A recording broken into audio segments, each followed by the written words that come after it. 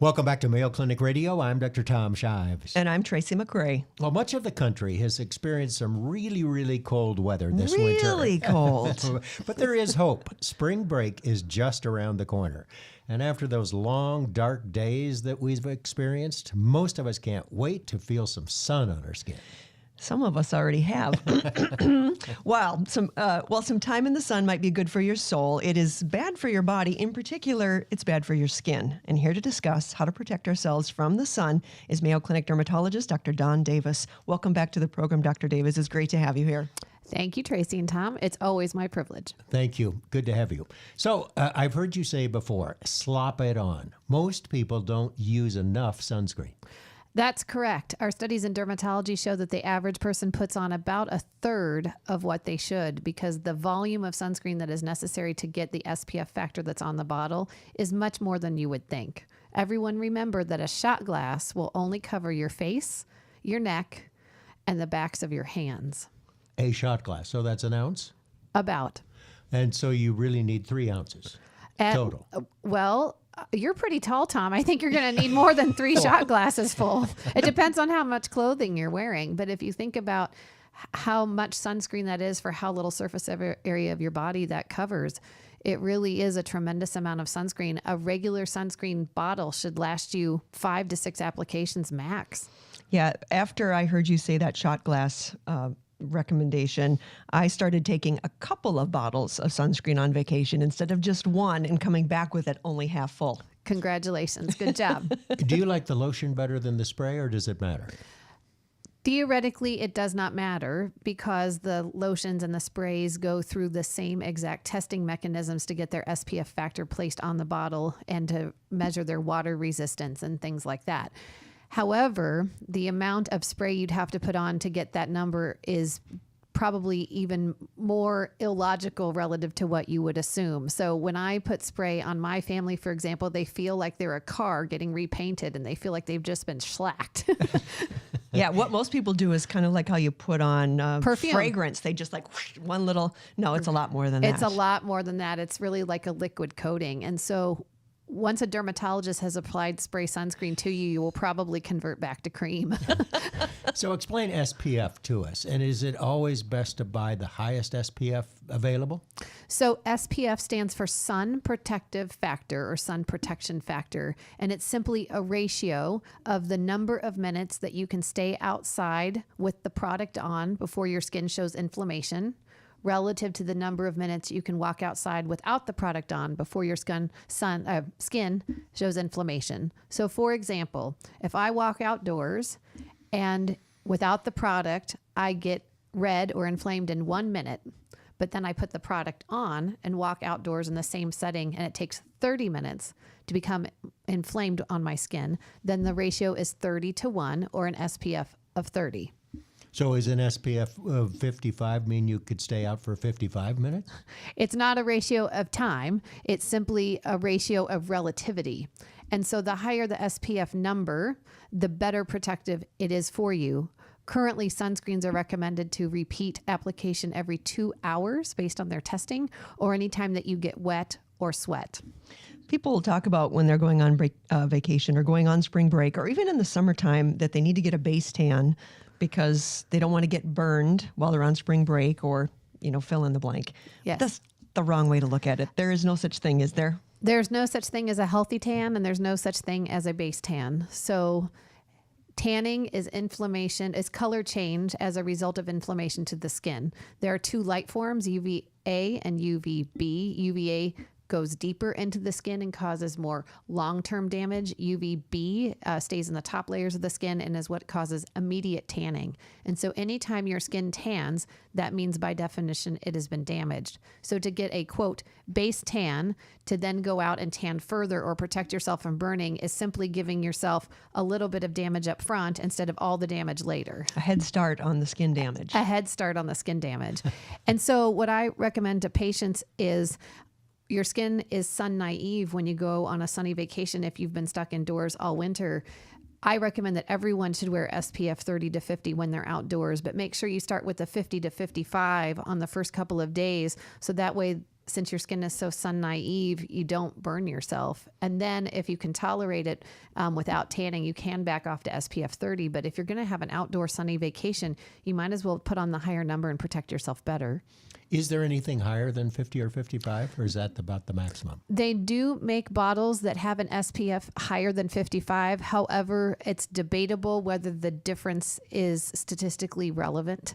But theoretically, you can have an SPF of higher than 55. I also don't think that those really high SPF lotions are comfortable. They feel to me like you're just coated, and it doesn't feel good to put that on. Well, and from a practical standpoint, oftentimes they're way more expensive. And so it's better to reapply a 55 than to put on 100 and pay 3 times as much money and feel like you're protected better. And so you might slack on reapplying and risk injury or tanning. One of the things that I think is interesting is we just don't really connect it up in our brains, because people will think they put on a spray tan or a self tanner, and then they think of that as being protection to getting a sunburn. Correct. Yes, they do. They feel that if they've put on some self tanner, that they've put a layer on their skin to protect them. But really, self tanner is simply a stain. It's simply like if you were an Easter egg and you dip yourself in dye and came out a different color. That's what Sunless tanner does, is it stains the top dead layers of the skin. And over several days' time, the top layers shed. And so the stain sheds off with it. Now, some Sunless tanners do come with SPF in them. However, they're not permanent SPF. They would wear off in a couple of hours. And so unless you put on the Sunless tanner immediately and then walk outdoors, it's not protecting you like a sunscreen. And you like sunless tanners, though. I mean, if I people like want sunless to, yeah. tanners. I say there's no sin in wanting to be a different shade than you naturally are. I would suggest that you go shopping around to find a shade that looks good on you and that you feel comfortable with. And there's absolutely nothing wrong with using sunless tanner. It's way safer than using a tanning bed. It's come a long way. It's come a very long way from the days of orange. Yeah. So we've heard it said that you get a safer tan, or tanning beds are a safer alternative to natural sunlight because it's more controlled. True or false? False. So tanning beds are She just came across the desk at you on that. correct. No, I tanning knew she wasn't a fan. I was just testing. tanning beds are simply concentrated light. And yes, they're controlled, quote unquote, because you can turn them off and on, but it's concentrated light. It's like sitting much, much closer to the sun and having all the rays concentrated right at you. So tanning bed exposure for an equal amount of time is more hazardous than sun exposure for the same amount of time. I know you just got out of medical school, so you probably don't have a big Yes, I did. frame of I'm reference. 21 in my head forever. Thank you, Tracy. Have you noticed that patients are moving away from wanting to look tan? It feels to me like people aren't as key on wanting to have a tan look like they used to back in the day.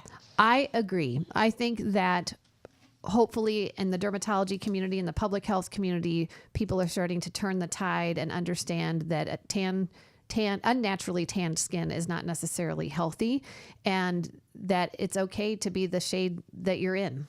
Wear the shade you were given. What about clothing? I see that some labels have got SPF in them. Is it worth buying? Absolutely. I'm a very big fan of sunscreen impregnated clothing. Essentially, clothes can have fibers weaved into them that you're not able to see that can absorb the ultraviolet light. And they get tested in a similar means to sunscreen, where it is a ratio of how much time you can wear that article of clothing before you tan through the clothes versus if you weren't wearing the clothes, how long it would take you to tan. And we call it UPF, or Universal Protective Factor, when it is extrapolated to clothes instead of sunscreen, but it's the exact same principle. So theoretically, if you were wearing a UPF t-shirt of 50, it's equivalent to wearing appropriately used sunscreen at an SPF of 50. And what's really nice about the clothes is sunscreen, you have to buy all the time. You have to frequently replace it. You have to worry about it being frozen or boiled if you leave it in your car. And you have to worry about expiration dates. But with regards to UPF clothing, short of putting harsh chemicals on the clothes, the UPF factor is indefinite. And so it might cost a little bit more than a bottle of sunscreen. However, unless you have young kids that are growing quickly, you can use it for several years before you'll notice that it starts to wear. And so I've found from my family personally, it's a lot easier for me to buy them UPF clothes and have them then apply sunscreen to their hands, feet, and face than it is for me to chase them around the pool begging them to put on sunscreen all the time.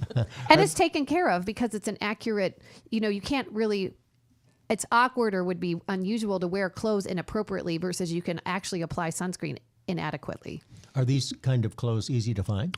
They're very easy to find. About 15 to 20 years ago, they were only available in specialty shops and online and were quite expensive. So now several big box retailers and stores sell them readily available 24 hours a day, 7 days a week, despite all seasons. And you can catch them off season, often on clearance. So they sell long sleeve things on clearance in the summer and short sleeve things on clearance in the winter. And so if you know your size, you can buy them when they're on sale off season and then simply wear them on season. Good to know. Quick review. So, amount. Yes. How much? Shot glass for every face and hand equivalent. Okay, Body so surface for area. some people that might be 3 ounces. For some people it might be 4, depending on how tall you are. Correct. All right. Or 5 if you've got long legs. Depends on if you're wearing a tankini or, yes. Reapply how often? Every 2 hours, in addition to every time you get wet or sweat. And SPF. At least 30 when you're outside, preferably 50. And particularly for the first day or two, 50 or 55 is best. Correct. Just to allow your skin some time to acclimate to the new environment. I think we're ready for spring break. I wish. Dermatologist Dr. Dawn Davis, thanks so much for being with us. My pleasure.